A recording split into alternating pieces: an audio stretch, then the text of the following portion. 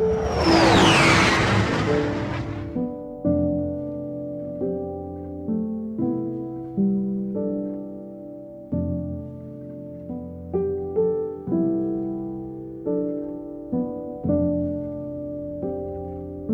muy buenas amigos, bienvenidos a Occidental Image y hoy a petición de uno de los patronos del canal vamos a hacer la reseña, el comentario de esta película relativamente olvidada. Desde luego la tendremos en la mente los que fuimos jóvenes en aquella época, pero que es muy bonita, a la vez muy triste. Yo no puedo evitar ponerme triste cada vez que me acuerdo de ella, cada vez que la veo, a pesar de que ya digo, es una película bella, como es esta cinta Un puente hacia Terabitia, A Bridge to Terabitia, producción del director húngaro Gábor Supó, que básicamente trabajó en términos generales en la animación, en producciones de la casa Nickelodeon primígenas, ¿no?, de los 90, como Rugrats, como Rocket Power.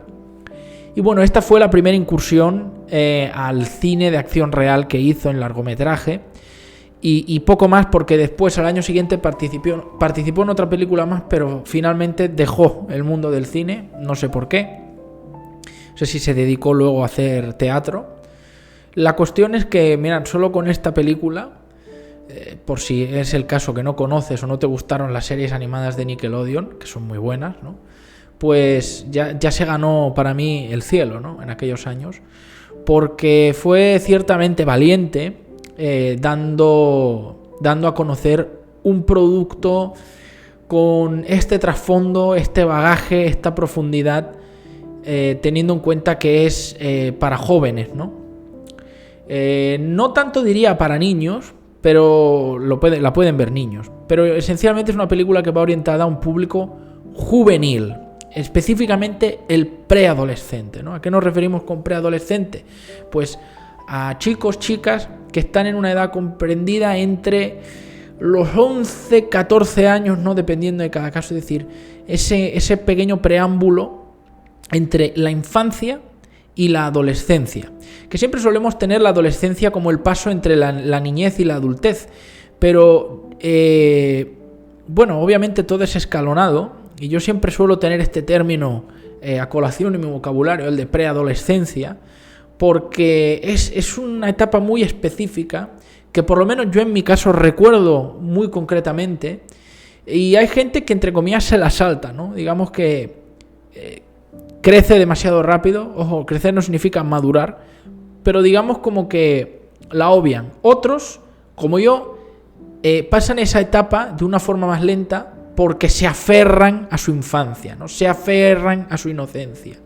Y esto que estoy soltando, este rollo, va a colación porque esta película precisamente tiene este tema como uno de sus núcleos centrales. Obviamente también tiene el de la amistad, pero yo creo que esto, es decir, el enfrentar la realidad de volverte mayor, de irte poco a poco convirtiéndote en un adulto, y es precisamente en la preadolescencia cuando, digamos, terminas de matar a tu niño interior.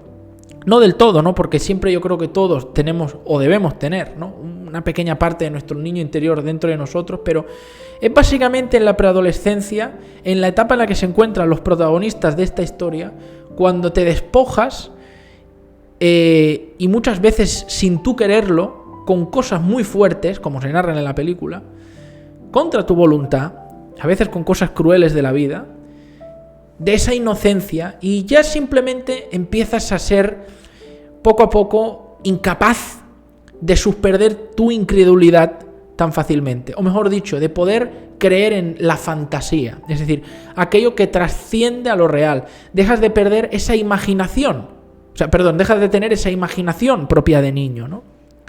Eso que indistinguiblemente pues separa a los infantes de los adultos, ¿no?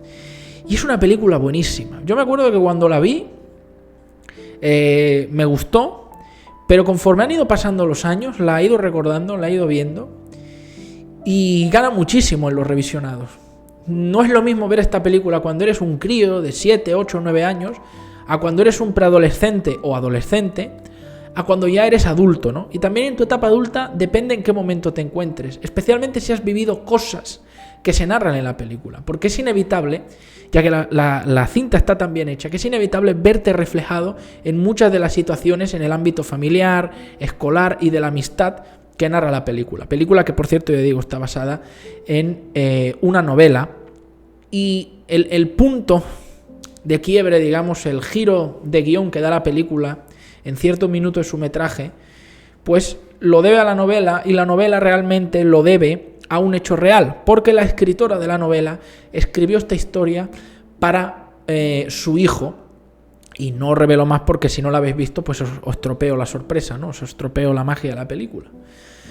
Luego en spoilers detallaremos, ¿no? Ya digo que va a ser una review larga. Entonces la película pues es una película súper 2000era, sobre todo por la estética de la ropa de los niños en la escuela, o sea, es que es inevitable, ¿no? En Occidente.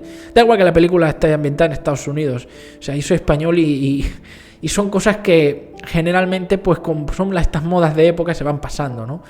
Que si los chokers, que si las pulseritas de goma esas de colores, que si el rollo emo y gótico, todas estas cosas de las tribus urbanas, tantas cosas que claro, inevitablemente a mí me recuerdan a mi infancia y preadolescencia. Y bueno, muy merecidamente, muy acertadamente escogieron para el reparto al protagonista de Josh Hutcherson, niño que era de estas jóvenes promesas, que, si os digo sinceramente, nunca ha sido santo de mi devoción, pero el guión de esta película es tan bueno que consigue que olvide mi negativa predisposición a aceptar el talante de este actor, ¿no?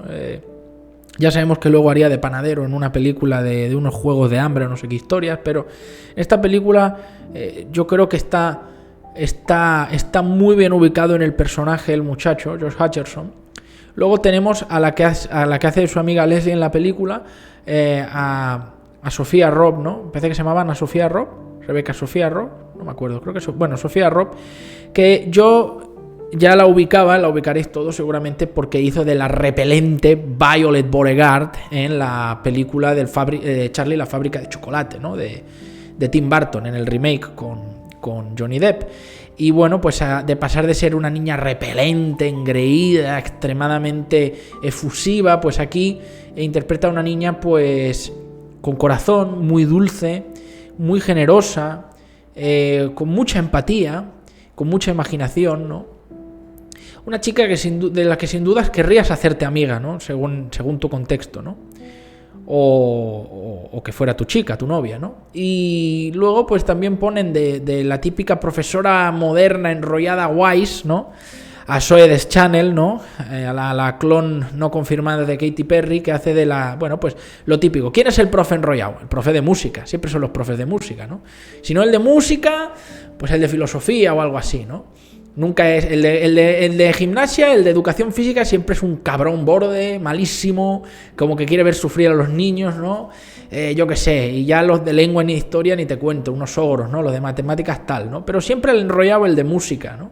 Entonces, bueno, pues la ponen con la típica profe Wise, ¿no? Con la guitarrita, cantamos todos juntos, y bueno, un poco como esa mujer adulta, esa figura adulta, también puede pasar con las niñas, pero bueno, en este caso como el protagonista es un varón, pues lo hacen con una profesora, ¿no? De ese amor platónico, ese amor a veces que tiene una persona joven por una persona más adulta. En el fondo no deja ser más que admiración, obviamente, y bueno, pues te plantea un poco ese pues, amor imposiblemente, porque por la edad pues no puede ser, lógicamente. Por lo menos de parte del chico hacia la profesora. Obviamente entendemos que la profesora simplemente pues tiene buen rollo con su alumno, ¿no? Bueno, quiero creer, ¿no? Porque hay un momento que lo invita así como a una cita, ¿no? Vámonos a la ciudad, al museo de no sé qué, ¿no? Todo con fines educativos, ¿no? Pero claro, sobre todo hoy en día, ¿no? Porque, joder, la realidad de hoy en día está muy jodida. Ves cada historia de profesores con alumnos y profesoras con alumnos, ¿eh? Que eso, gracias al feminismo, no se habla de ello, pero tela marinera. Entonces, claro, cuando ves a Josh Hutcherson subirse a la furgoneta, ¿no? A la camioneta de la profesora, piensas... Pero bueno, eso ya son chorradas que pienso hoy de adulto, ¿no? Obviamente cuando vi esta película de joven, pues no lo vi en ese sentido, ¿no? En realidad me pregunté, macho, ¿dónde estaban estas profesoras en mi escuela, no? La mayoría eran señoras de 50 o 60 años ya.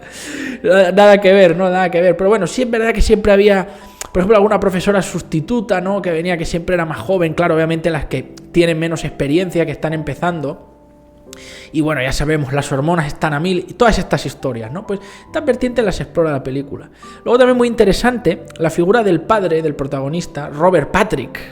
Sí, el malvado Terminator de la segunda película, Terminator 2, ¿no? El Terminator, el T-1000, el de metal líquido. Bueno, qué mejor actor para poner a un padre severo, firme, ¿no? Y que ciertamente diera un poco como de no miedo, pero respeto al hijo, ¿no? Entonces, poner a Robert Patrick muy acertado. Está en estado de gracia en esta película, realmente es un buen papel. Yo, de hecho, después de la de Terminator 2, es el papel en el que más recuerdo a este señor, el que más me gusta. Y bueno, la película pues va de eso, de una chica nueva que llega al colegio, se hace amiga del protagonista y juntos comparten algo que solo tienen ellos dos en su amistad.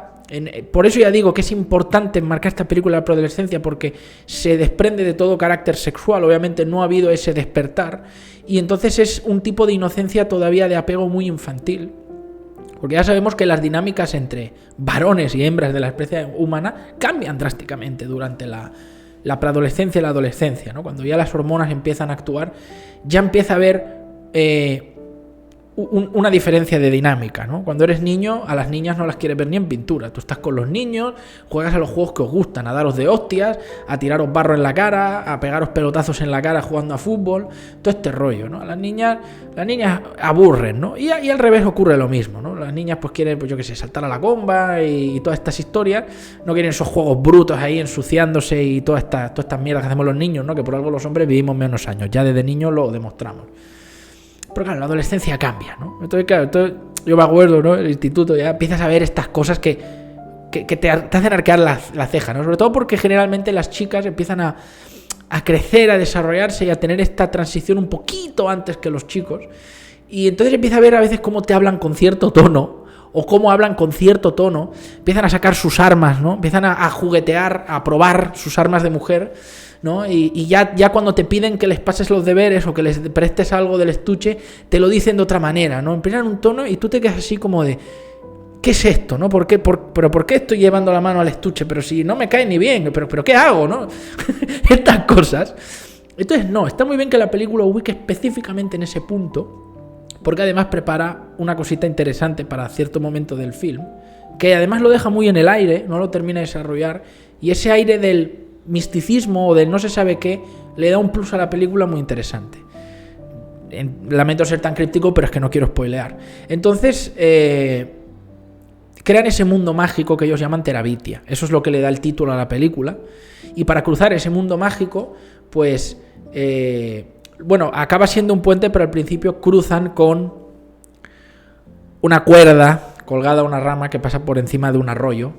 Una inofensiva cuerda, por supuesto. ¿Quién no quiere a las cuerdas? ¿Qué mal te puede hacer una cuerda? Ninguno, ¿no? Bueno, pues la película parece pues ser una especie de young adult, ¿no? Ese formato. Y las vicisitudes del instituto, pues lo típico, el típico bully o el matoncito de la clase que siempre se está metiendo con aquel que no encaja, que no le sigue el rollo, que no le ríe las gracias, o que pues todavía tiene un poco más de esa pureza o inocencia infantil.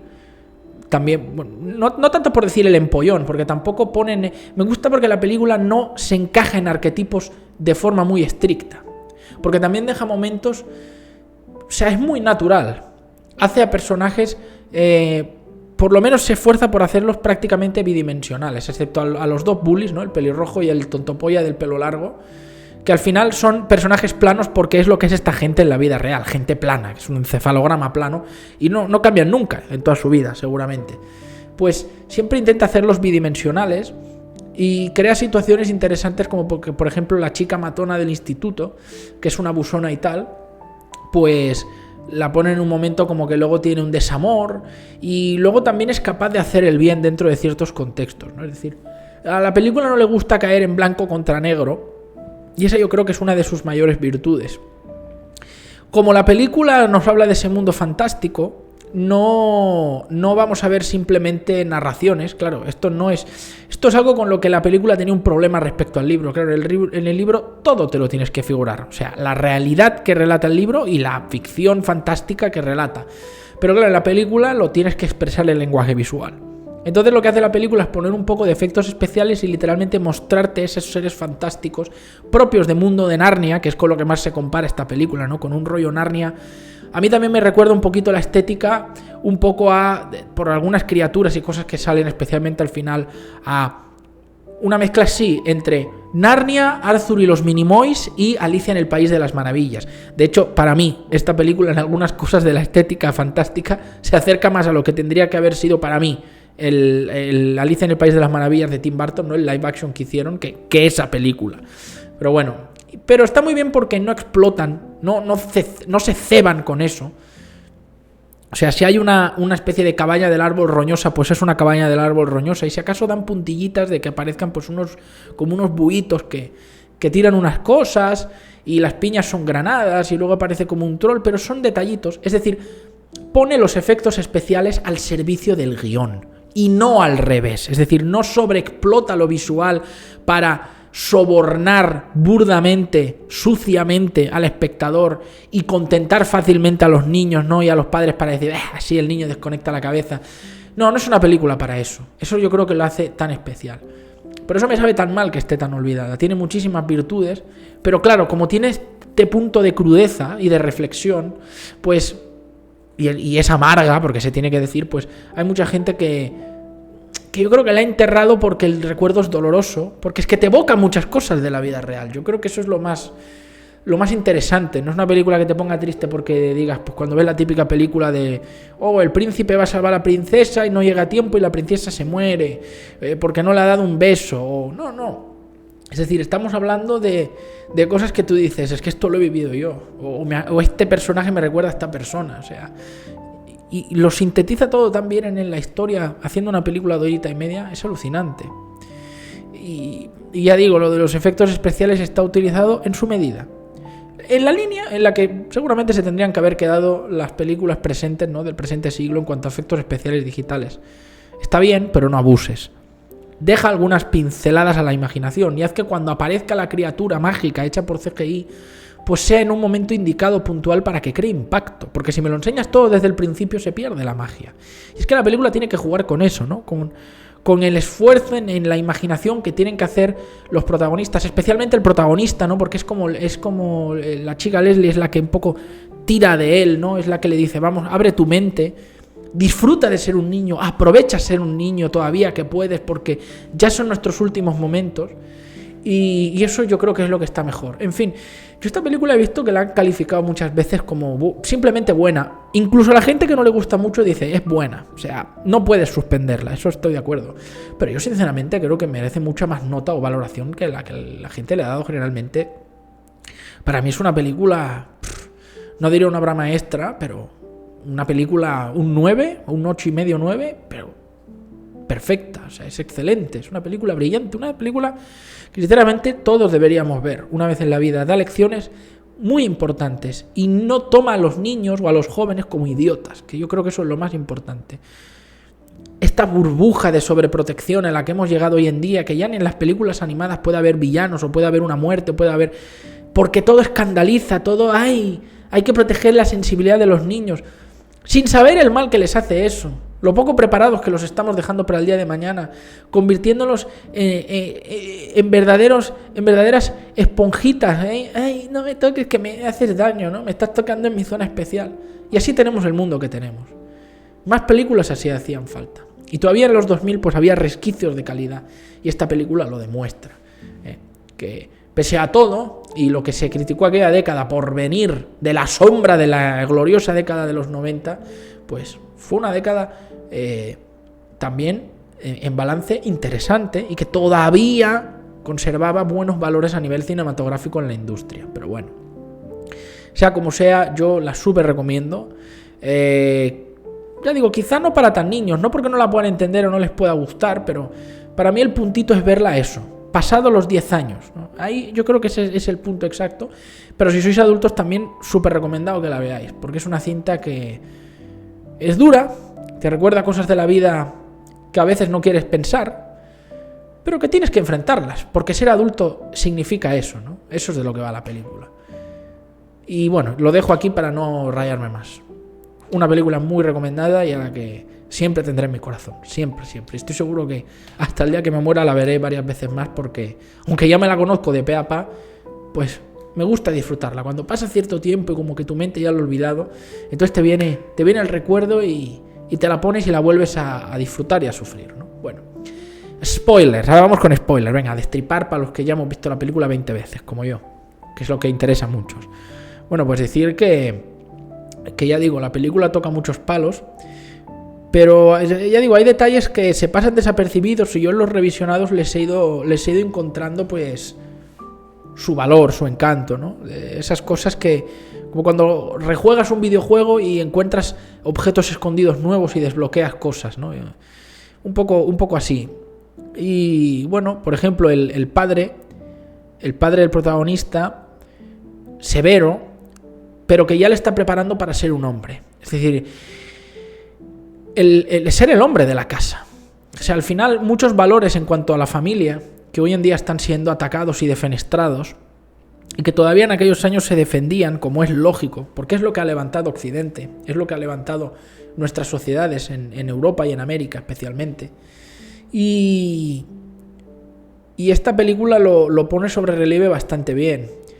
Vemos como el padre le dice, bueno, vas a la escuela, todo porque además lo mete en un ambiente rural, cosa que está muy bien, porque si lo hubieras hecho en una ciudad yo creo que se perdería, ¿no? No hay que cuidar un invernadero, no hay que cuidar un granero, no hay que arreglar un coche, no sé, el rollo rural le sienta mejor a esto. Si al final la gente de campo, la gente de pueblo siempre suele ser más dura que la gente, que los urbanitas como yo, ¿no? Que somos más blanditos, todo lo tienes a la vuelta de la esquina en el supermercado, ¿no? La verdura y las frutas brotan de las estanterías del súper, ¿no? No vas a un huerto a arrancarlas ahí de sol a sol, doblando el lomo como un loco, ¿no? Y de lunes a domingo, porque las plantas y el ganado tienen que estar atendidas todos los días, o sea, no hay días libres, ¿no? O sea, la sociedad rural de los campos, de los pueblos, que cada vez se han ido quedando más vacíos paulatinamente y las ciudades se han ido llenando más, pues sin demeritar, ¿no? La figura de la gente de ciudad, que obviamente también los trabajos son importantes, también el sector industrial, las fábricas, pero son gente que todavía está conectada más con nuestro yo un poco más primitivo. Es un mundo que se parece más al de antes, ¿no? En cierto sentido. Sin estar atrasado, porque la tecnología llega igual, todo llega igual, sobre todo con internet, pero es un estilo de vida que es importante y hay que preservarlo, vamos. Mantiene el orden de un país. Caen los pueblos, cae el campo, caen las ciudades. Así de claro, ¿no? O sea, alguien del campo nunca va a pasar hambre porque tiene su huerto. El de la ciudad, como paren los camiones, te muere de hambre, ¿no? Entonces el padre le dice, tienes que hacer tus tareas, me ayudas con el invernadero, me ayudas con esto, me ayudas con lo otro. Y el chaval lo hace. Está muy bien porque no es el típico chaval repelente. Pero bueno, vemos esos puntitos de la rebeldía propia de la adolescencia y cómo él pues empieza a ver un poco a su padre como un ogro. No es que no le quiera, ¿no? Pero por eso, de hecho, en Terabitia, el hombre ese negro encapuchado, que es como el villano, es su padre realmente. No porque lo odie, pero representa, yo creo, esa etapa, ya digo, de la rebeldía adolescente, cuando empiezas a contestar a los padres, cuando empiezas a querer estar solo, cuando ya no los quieres encima, porque además muchas veces también a veces te pasan a tratar de otra manera porque ya no eres un crío, ¿no? Ya no es, no, te lavo los platos, recoge la mesa, lávate los platos, o sea, ahora ya sí que sí. Hay gente que lo hace incluso cuando los hijos son pequeñitos, ¿no? Con lo cual estoy de acuerdo. Pero bueno, si más o menos educas bien a esa persona, puede que no hace falta que seas tan firme con eso, pero ya cuando obviamente un crío ya tiene más de 10 años, pues es como que menester, ¿no? Entonces las relaciones pues se empiezan a enturbiar un poco. Y entonces el hijo pues aprende, pero no deja de tener un poco ese sentimiento de querer aferrarse a su niñez. Y prefiere obviamente estar con su amiga en ese mundo imaginario, en Terabitia, que estar en casa con la familia, ¿no? Y luego también tiene estos típicos desmanes con su hermanita pequeña, ya ese rollo de ser más amiguitos y estar en gustos más similares, pues se disipa completamente. Y entonces pasa a tener poco a poco, va a tener que empezar a asumir su rol de hermano mayor protector, ¿no? Entonces, bueno, él evita los enfrentamientos, por ejemplo, con la niña abusona. En muchos puntos piensas, pues es un cagao, pero bueno, también es que él es inteligente, es lo que dice. O sea, pego a una chica, me gano una expulsión, no ganamos nada, ¿no? O sea, va a ser peor porque me expulsan y entonces vas a estar a merced de ella, hay que actuar de otra manera. Pero bueno, tiene esos visos. Y lo más interesante, bueno, luego también la relación con la profesora. Bueno, eso ya lo he mencionado antes. Lo más interesante de la relación con la profesora es que eso acaba siendo algo crítico. Y bueno, llega el punto de inflexión de la película. La chica, Leslie, pues es un amor. Es una chica muy inteligente, muy avispada.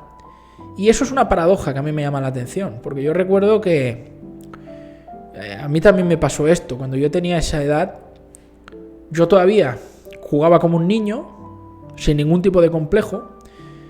Pero en el resto de aspectos, a nivel mental, yo era más maduro y me interesaban cosas más propias de los adultos que otros chicos o chicas de mi edad que supuestamente, no sé si me estoy explicando bien, pero creo que algunos me entenderéis por dónde voy. Supuestamente ya querían actuar como adultos, querían hacerse los mayores, pero realmente aquí dentro no salían de lo básico, de lo elemental, de las corrientes típicas de las modas.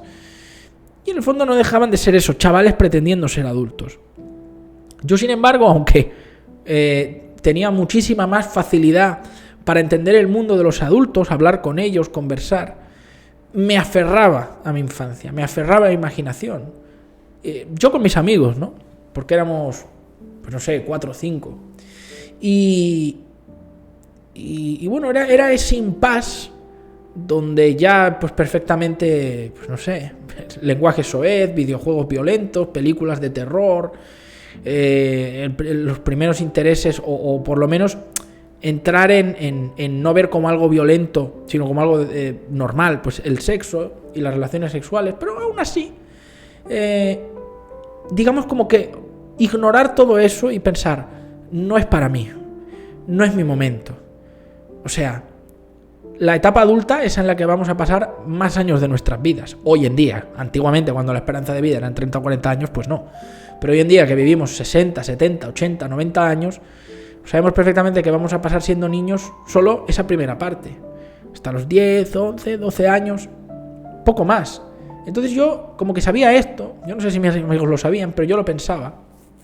O mejor dicho, a posteriori me he dado cuenta de por qué actuaba así. Y decía, no hay prisa, o sea, ya llegará el momento. Y yo soy una persona que he hecho las cosas súper tarde. O sea, yo nunca he sido una persona que perder la virginidad pronto, jamás. Beber alcohol, nada. O sea, lo hice cuando ya era adulto, pero adulto de verdad, es decir, con 18 años, con el DNI ya y el carnet de conducir, me explico, ¿no? Y sin embargo no he tenido ningún problema con mi vida adulta, pero esta es una de las películas que más me hace recordar la tierna juventud, la infancia y decir, oh Dios mío. Nunca he tenido un problema con ser adulto, me encanta ser adulto. La libertad que te da, tomar tus propias decisiones, enfrentarse a la vida adulta está bien, pero no puedes dejar de pensar en lo tierna que es la infancia, las cero preocupaciones. Te importa una mierda que digan de las noticias, te importa una mierda la política, la economía, el mundo de las relaciones humanas. Estás en una burbuja con tus cosas, centrándote en pequeñeces. Y bueno, aunque ya, pues no, ya obviamente no crees en Santa Claus ni todo eso, todavía te permites el lujo de aceptar la fantasía, ¿no? Joder, yo qué sé, pues creerte que algún día te pica una araña y te vuelves un superhéroe, ¿no? Un poco ese rollo.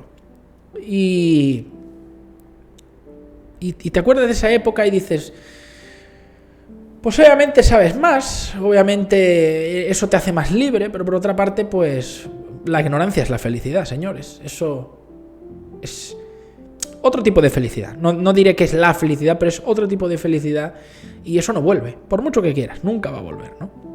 Hoy en día, en la generación de llorones que tenemos, ya los postmillennials, pues son eso, adultos queriéndose enfrentarse a los códigos y conductas del mundo infantil, ¿no? Y agarrándose ahí, ¿no? Como un niño que se agarra de la cuna mientras los padres le dicen que no, que tiene que ir a una cama de adulto, ¿no? Y el niño grita y se agarra ahí y llora, ¿no? O sea, es realmente patético, pero bueno, esto es lo que pasa, ¿no? Por tener esta especie de adoración por la sobreprotección de todo y llamar a todo discurso de odio, o sea, en fin, así nos va.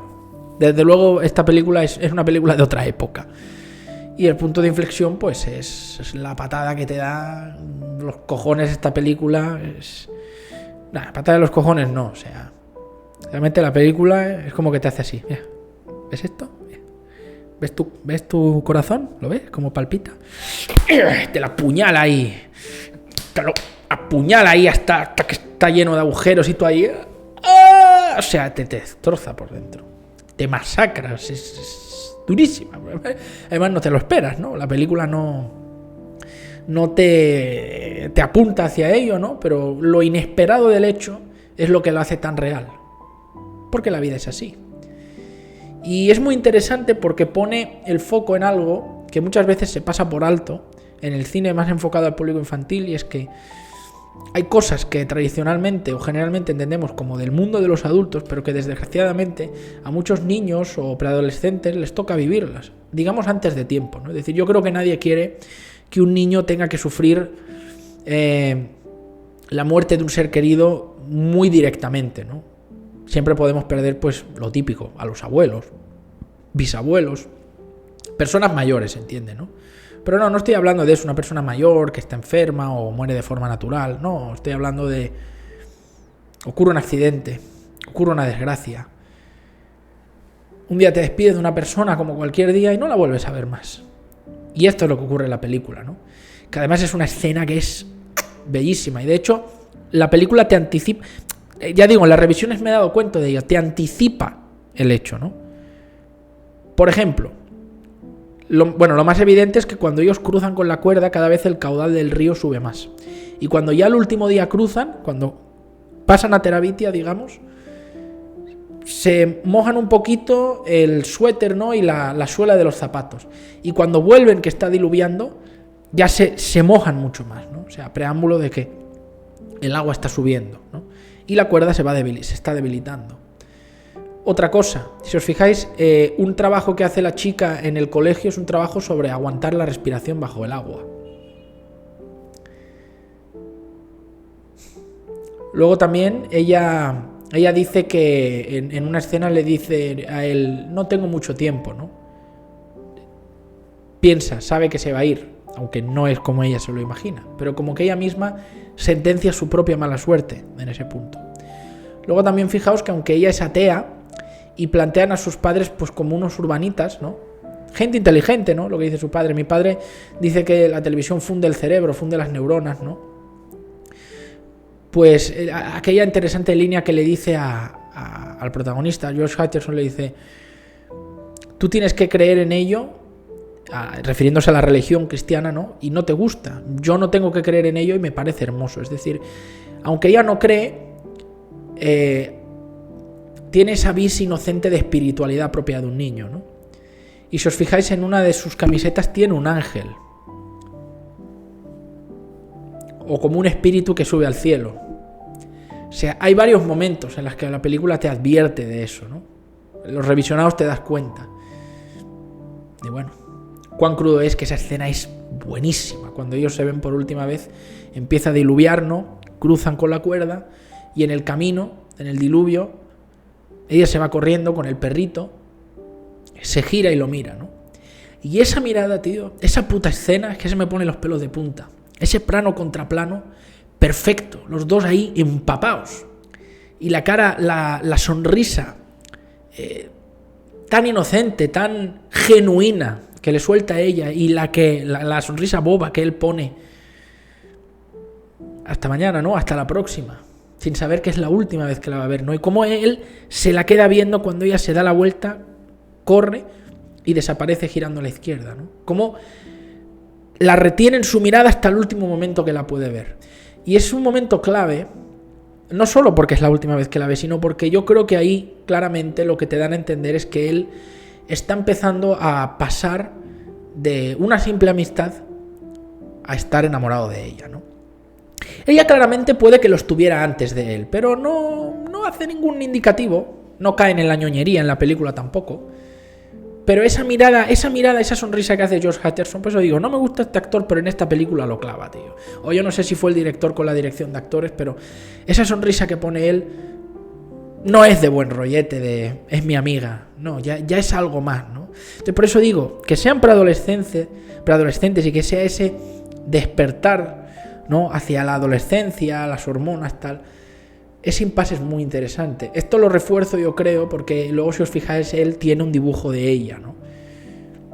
Lo que significa que está pensando en ella más de lo normal, más de lo que uno piensa en un amigo, ¿no? Y quería enseñárselo. Y bueno, yo creo que esto lo hace todavía más triste y dramático, ¿no? Porque cuando parece que empieza a sentir algo, comete el error, que la película es puñetera, es jodida, ¿eh? De que le llama a la profesora y le dice, bueno, ¿quieres que vayamos al museo de no sé qué, a la ciudad hoy y tal? Y él puede invitar a la chica, puede invitar a su amiga, pero decide no hacerlo. Decide irse con la profesora. ¿Por qué? Porque sabe que un poco ella cela a la profesora, ¿no? O sea, le tiene celos, perdón. Y pues, entre comillas, porque eso es lo que él piensa luego, es lo que provoca que ella muera. Él no lo sabe, ¿cómo lo iba a saber, no? Pero al no invitarla, pues ella aquel día intenta cruzar, la cuerda se rompe, el caudal del río es muy alto, se golpea la cabeza, se ahoga y se muere. Así. No hay un diálogo melindroso, no hay tenía tal enfermedad. No. La vida a veces es así. Cruzas la calle, te atropella un coche, te mata. Trepas por una montaña, te resbalas, te caes, te matas. Te pica, yo que sé, una araña venenosa, no llegas al hospital, te mata el veneno. Cualquier chorrada. Se desprende un cacho de piedra en un edificio, te cae encima, te mata. Te roban por la calle, te meten 2 puñaladas, un tiro y te matan. Y la vida es así. Y esas personas tenían todas las ganas y derecho a vivir que cualquiera. Nadie quiere morir así, nadie. Y la despedida que ellos tienen no es nada especial. Y eso es lo que me gusta. ¿Tantas veces que ha pasado eso? En la vida, estoy seguro que, desgraciadamente, muchos de vosotros habréis tenido algún caso. Algún día que le dices adiós a alguien y nunca más lo vuelves a ver. Le dices hasta mañana y nunca más vuelves a saber de esa persona. No hay un momento, ¿no?, en el hospital ahí agarrándole la mano, eres mi amigo, o siempre te querré, descansa, vete tranquilo, o vamos a llorar todos, ¿no? La vida es así de perra a veces. Y entre comillas pasa muchas veces con gente que no se lo merece, ¿no? Que a veces ves tanta gente que es mala, que es cruel, que es egoísta, déspota. Que hay muchos que llegas a un punto que dices, bueno, es que se les pasará algo, que esa persona es puro veneno, ¿no? Y no. Muchas veces esto les pasa a gente buena, a gente honrada, a gente con corazón, y piensas, ¿por qué? Si hay algo ahí arriba que toma decisiones, ¿por qué has tomado esa decisión, no?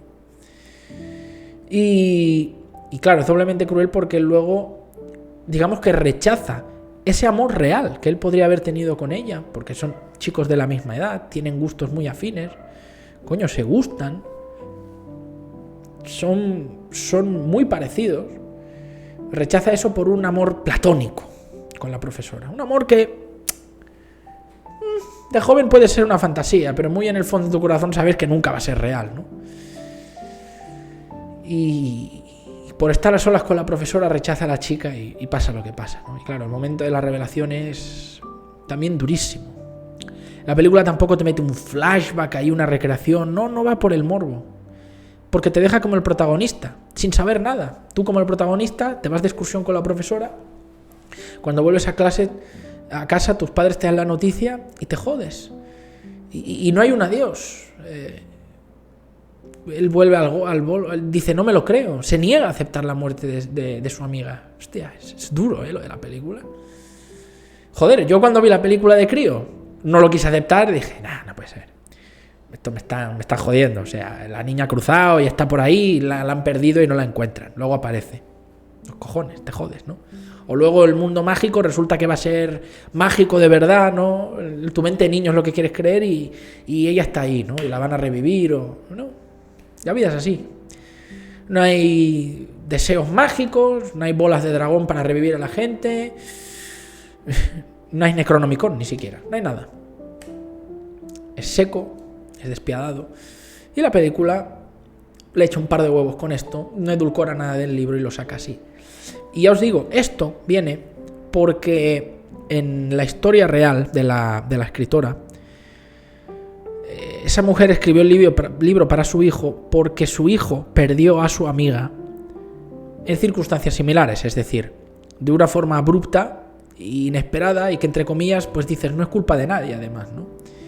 En su caso fue algo todavía incluso más remoto. Fijaos, algo más extraño que lo que ocurre en la película, porque lo que ocurre dices, bueno, ocurren estos accidentes, niños que se caen a pozos y cosas así. Pero en el caso real fue que a la amiguita del hijo de la escritora la mató un rayo. Sí, un rayo de una tormenta. ¿Cuáles son las probabilidades de que te dé un rayo? Ridículamente pequeñas. Pues la chiquilla estaba un día en la playa, cayó el rayo y la mató. Se acabó. ¿De quién es la culpa? Nada, puro azar. Podría haber no estado ahí la niña, no le pasaba nada. Podría haber estado en otro lado de la playa, el rayo caía en otro lado. Así es la vida. Entonces la escritora hizo ese libro para su hijo, ¿no?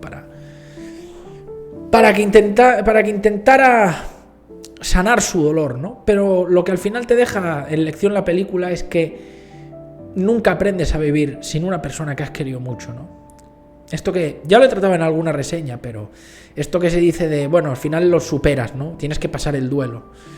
Pues muchas veces no. Cuando una persona es muy cercana a ti, personas eminentemente cercanas a las que quieres, tu madre, tu hermano, tu pareja, tu mejor amigo, y pasa una mierda de estas, tío. Yo, gracias a Dios, nunca lo he tenido que vivir. Y ojalá que me lo pueda ahorrar. Pero yo creo que nunca lo vas a superar. Nunca. Aprendes a vivir con el dolor, ya está. Porque si lo superases, significaría que ya nunca pensarías en ello, o al pensarlo, pues se te daría un nudo en la garganta y te pondrías triste o te pondrías a llorar. Eso sería superarlo. Pero no, al final vives con el dolor. Tiras para adelante porque es lo que toca. Eso es el mundo de los adultos y esa es la lección que da el film.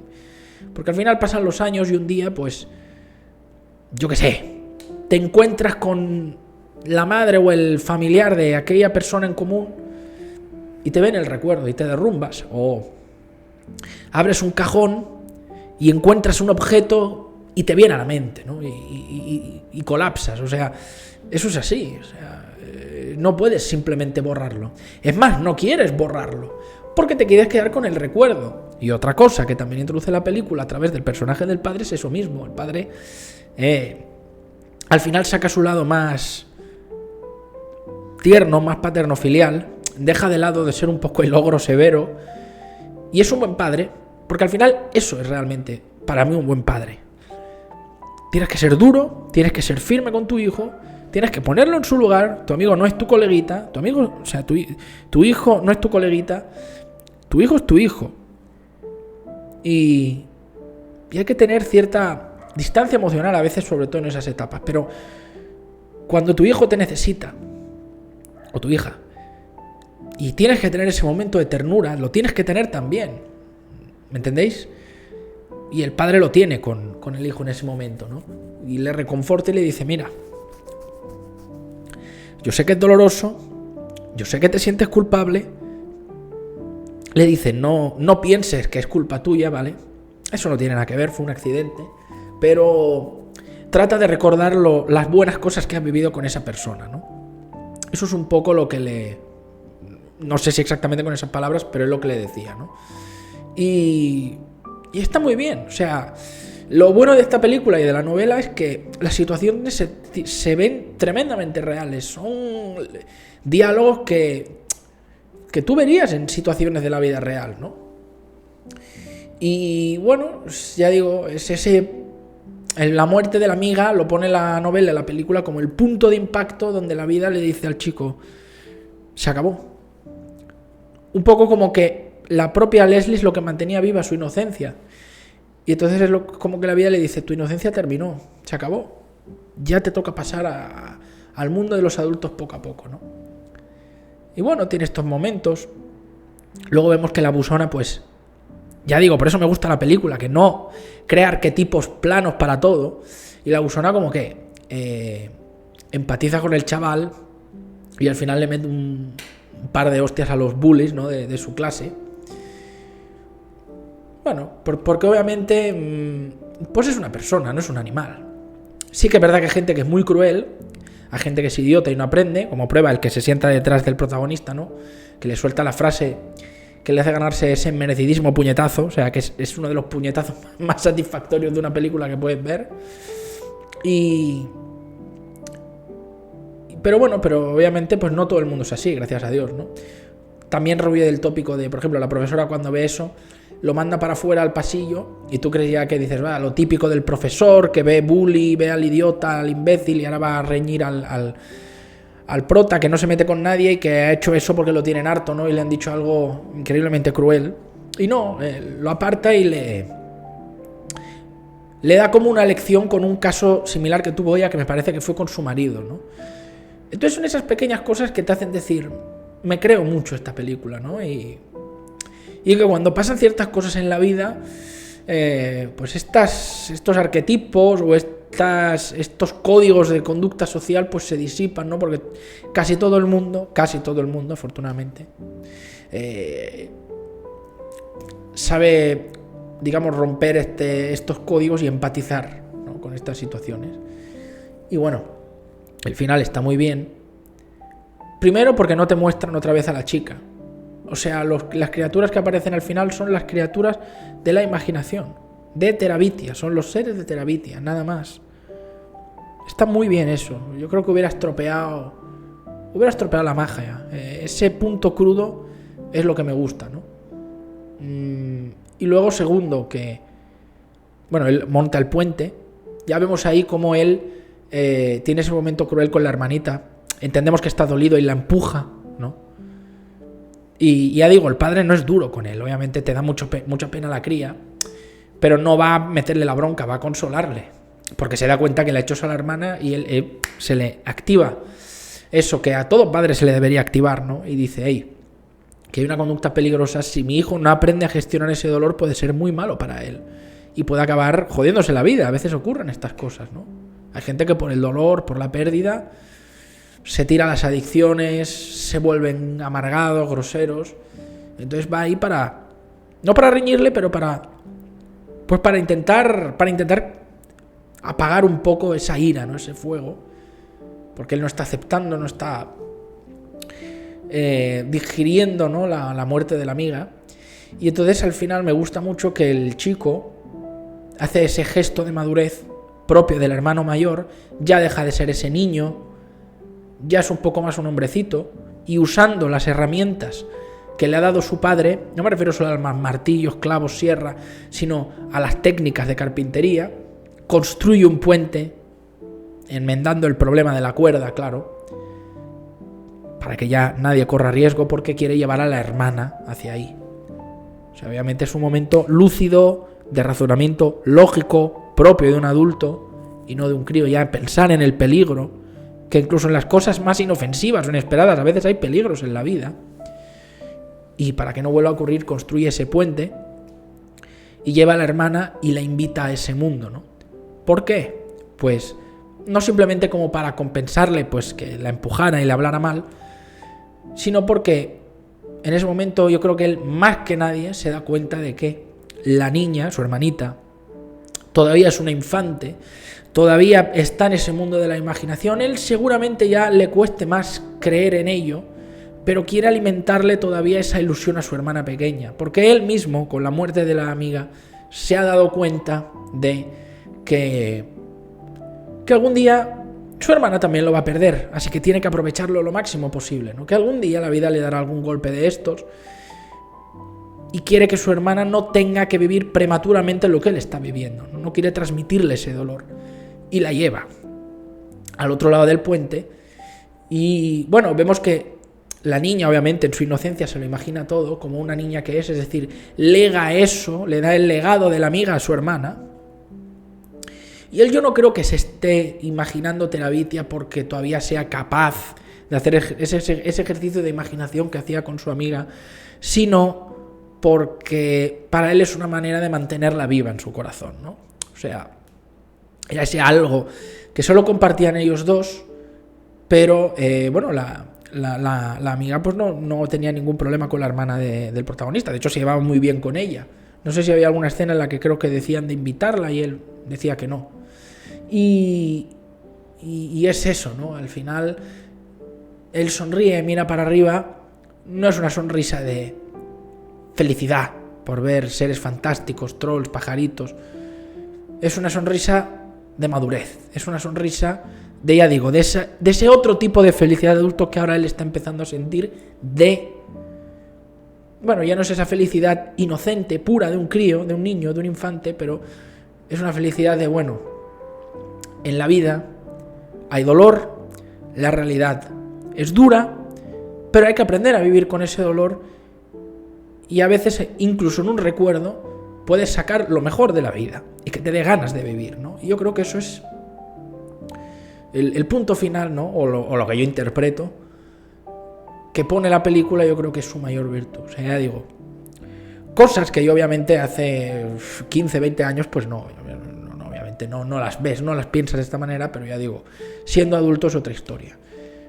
Yo creo que es una película fantástica, sin duda. Y si no la teníais en muy buen recuerdo y pensáis, bueno, pero había partes aburridas, pero tal, hay que quedarse con las lecciones del film. Dadle una pensadita.